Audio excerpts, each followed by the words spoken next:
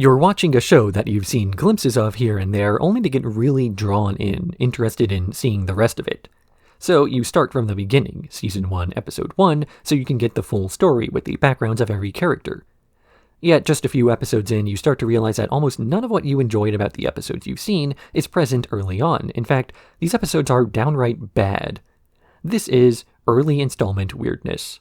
Not every part of a show is going to be ironed out in the first few seasons or even episodes.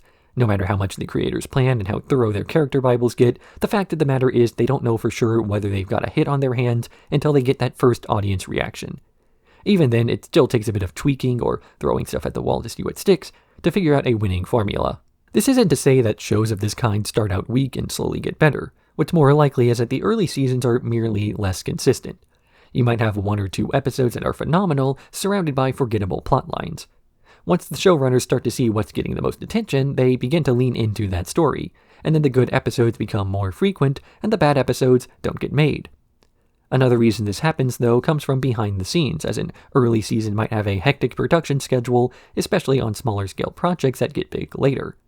Once the creators figure out a consistent method to crank out good stuff, they can start focusing more on quality instead of considering it a miracle that the thing even made it to air.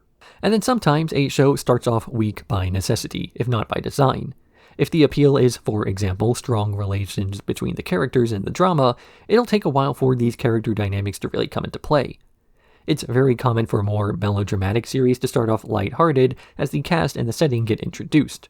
Once the audience knows what to expect, then they can start taking on more serious subject matter, but for those first shaky few seasons, you'll still see a lot of early installment weirdness.